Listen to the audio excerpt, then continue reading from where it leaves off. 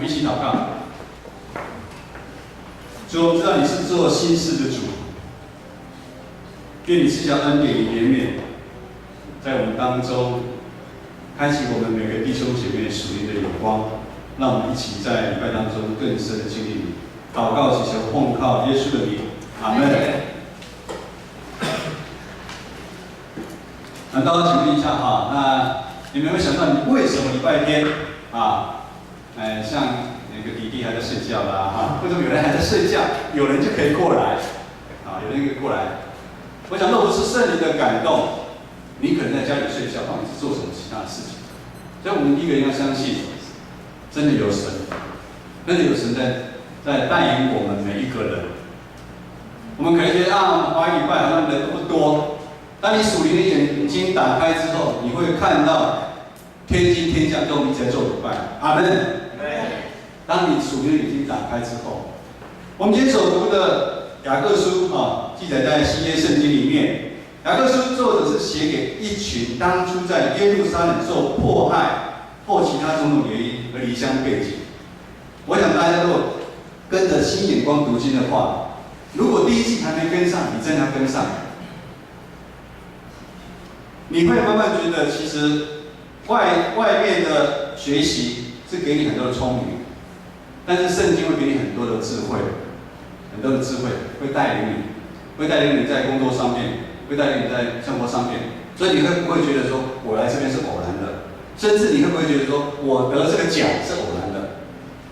我做的怎么样，成功的是偶然的？你绝对不会有这样的想法。我们先谈谈他这个雅各书的背景啊，他是写给一群犹太基督徒。之前牧师有解释过，有犹太人、犹太基督徒，还有外邦基督徒。哦，就是有一些人本来是犹太人，后来他们信了耶稣，就叫犹太基督徒。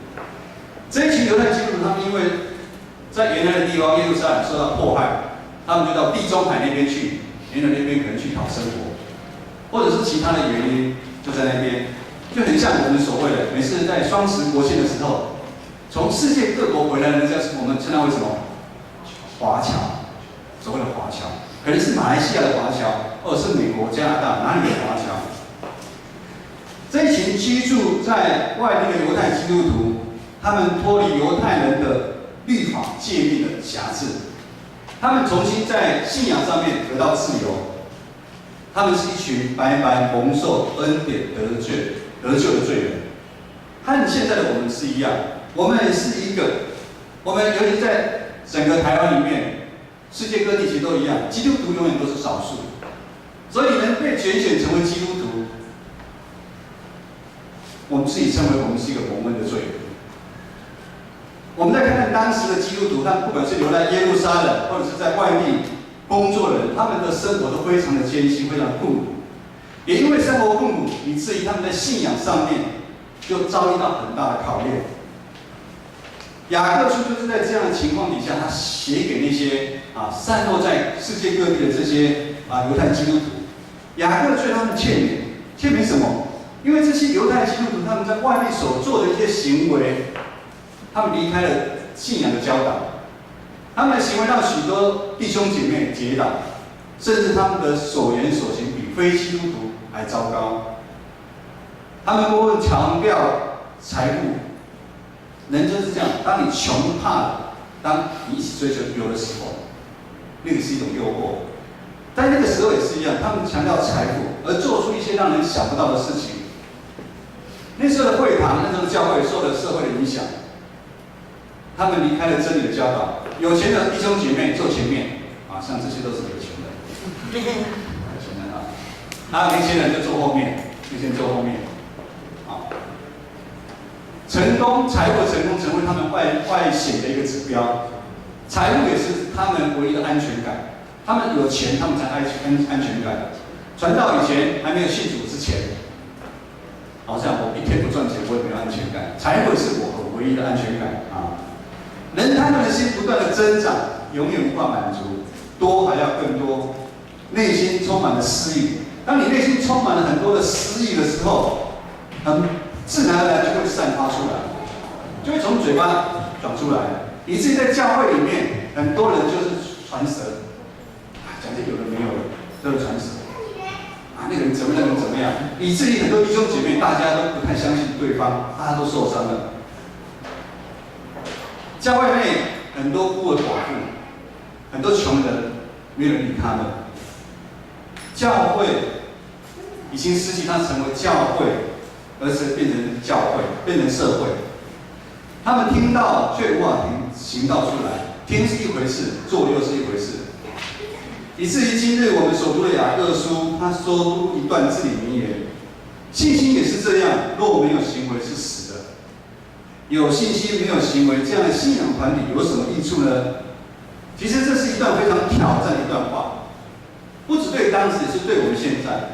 我们看着肢体之间有人吃不饱穿不暖的，而我们却说愿你平平安安的去吧。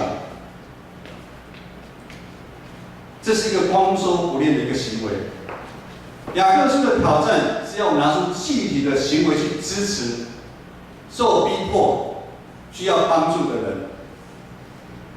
日光底下没有新鲜事，现在的教会一样遇到世俗化的危机，社会价值观已经渐渐入侵我们教会。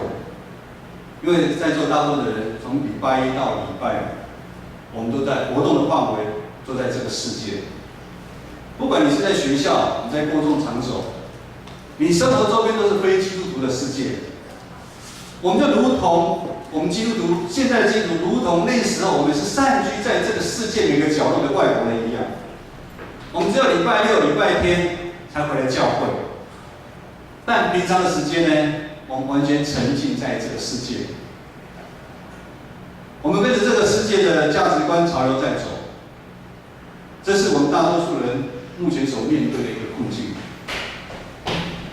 马太福音书6章24节这么说：一个人不能侍奉两个主，你不是恶这个就是爱那个，你不是重这个就是轻那个，你们不能侍奉神又侍奉马门，马门就是财富。与世界为朋友，就是以基督为敌，这个都是非常大的挑战。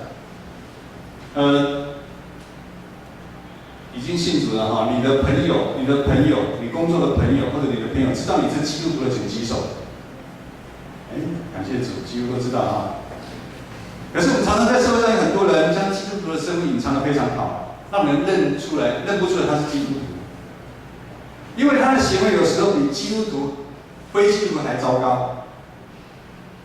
我们是一群天国的子民，我们在世界上做光做盐，但我们已经成为礼拜天的基督徒，而忘记了我们是一群蒙恩得救的基督徒身份。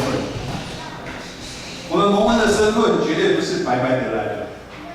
有人可能说我从小就是基督徒啊，可是你要知道，有人从小基督徒，有人已经离开教会了。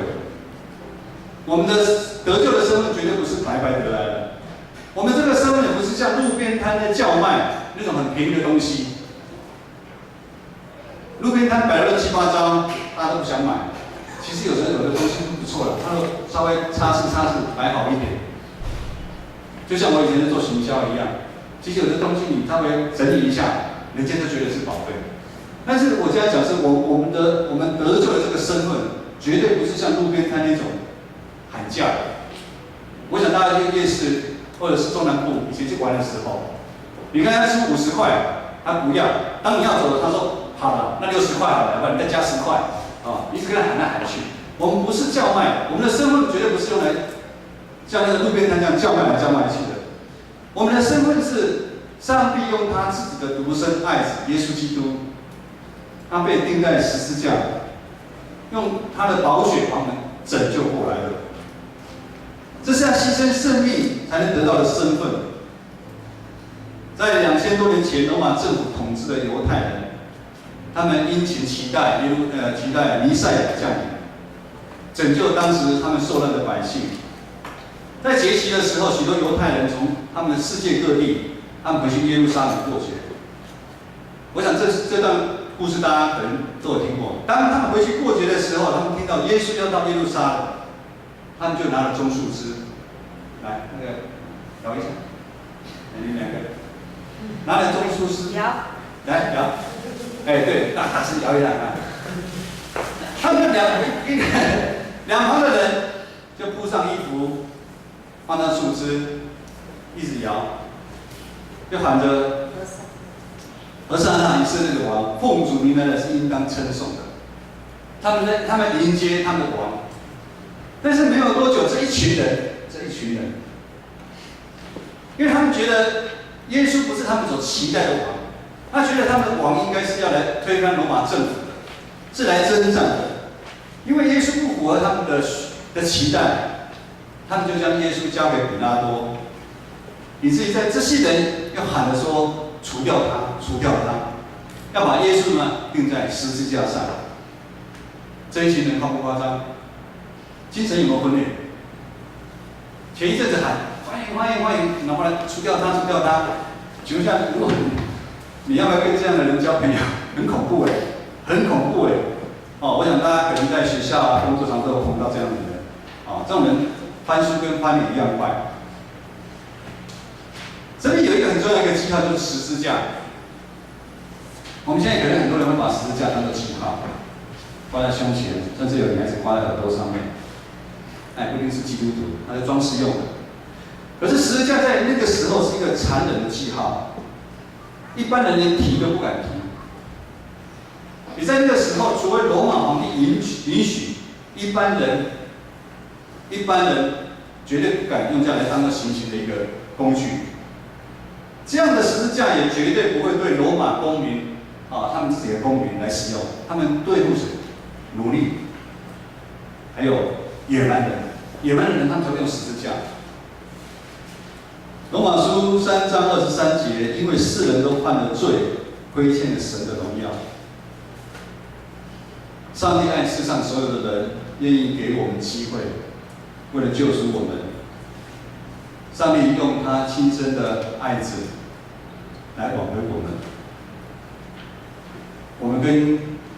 我们跟上帝可以重新和好，一个管道就是十字架。这个十字架是我们跟上帝和好、重新一个连接的一个工具。用十字架的事件当做一个新连结，用人理性的想法，这是一个不合乎常理。对上帝来讲，这是一个稳赔不赚的生意，而且这也不是一个理所当然发生的事情。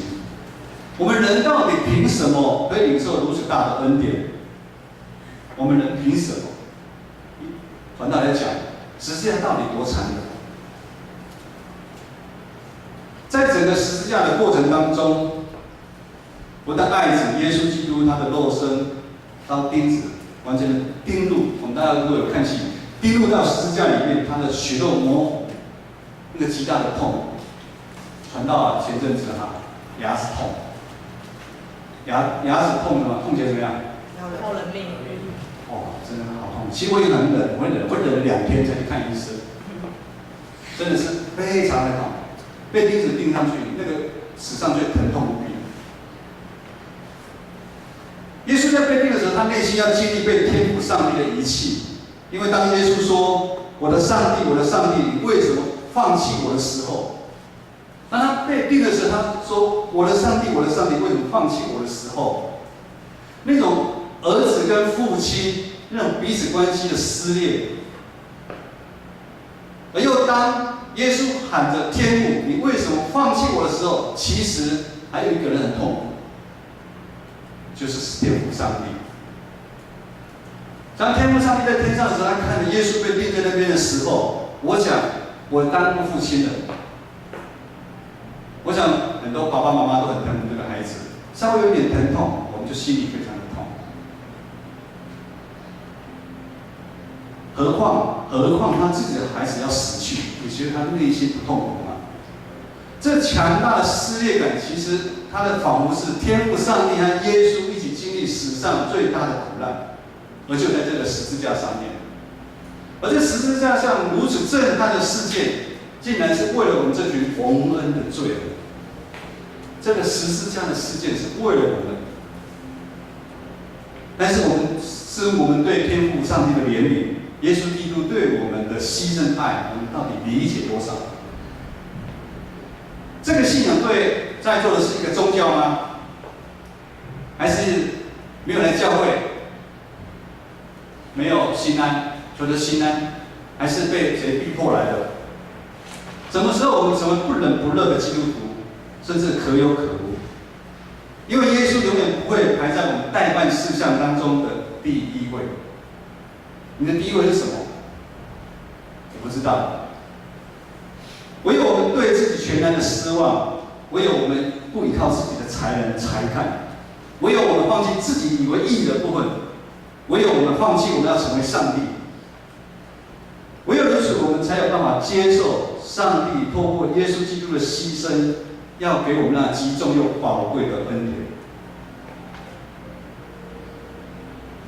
否则，你来教会10年、20年、30年都一样。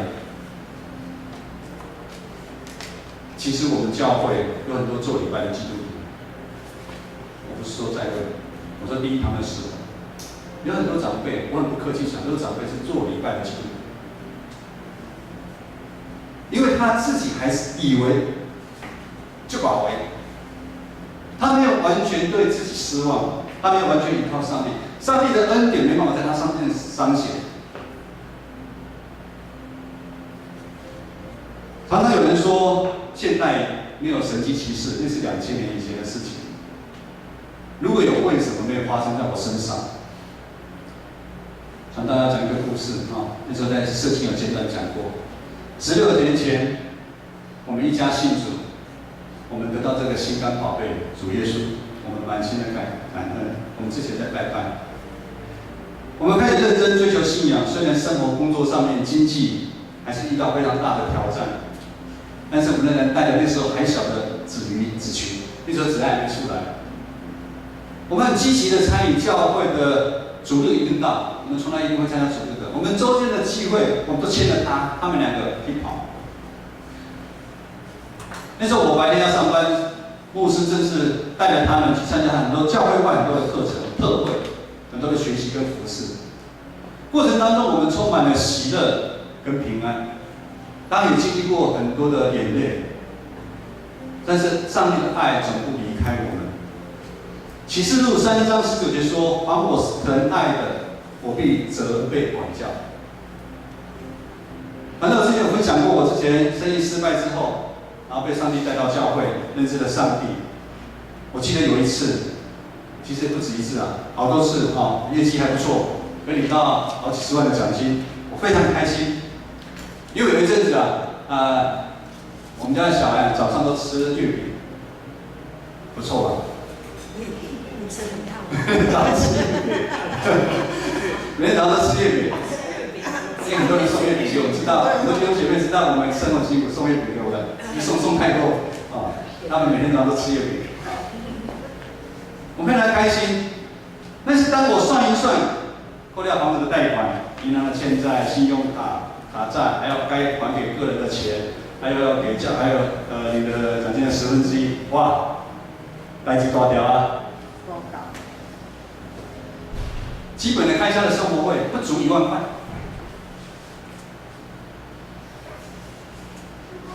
这个基本的开销是什么？基本的孩子还是有一些学习嘛，哈，当然有断掉很多了啊，有一些学习，还有3餐要吃的饭啊、饭钱啊。看一看银行那些欠债那一定要缴纳的啊，一定要还的啊，只有是1/10奉献这个还没给，好像是这样子。但是1/10的奉献是从我们进教会受洗之后，我们所受的教导，也是我们一路走来，我们深深经历上帝是又真又活的上帝。他的恩典一直在我们当中彰显。马拉基书3章10节这么说：“万军之耶和华说，你们要将当纳的1/10全然送入仓库，使我家有粮，以此试试我，是我为你们敞开天上的窗户，请福于你们，甚至无处可容。”我们相信上帝绝对不会让我们要巴豆的。我一领到奖金，一领到薪水，我就很有平安的，就像1/10奉献给上帝了。我们今天的主题叫做“听到就要行道”。信心要是没有行为，它是死的；对我们有什么益处呢？在一段的时间，有一个和牧师在校园彩虹妈妈讲故事的一个同工，一个爱主姐妹，对不对？找牧师，他说：“上帝感动我，要给你5000块，而且跟他讲，你不要拒绝哦。”我想说，人家给你钱，你会拿吗？会拿的。我刚来教会的时候，很多人要帮我，都拒绝了。不能拒绝。哇，这真是很奇妙的事情发生了。我们感谢赞美主，的确也是需要。隔天那位姐妹又坐车来找牧师，我心里想，难道她后悔了吗？这个姐妹说，这边还有5000块，上帝那时候感动我要给你1万块。我软弱，我想5000块应该就过了。我昨晚整晚睡不着，我一大早坐计程车把钱送过来。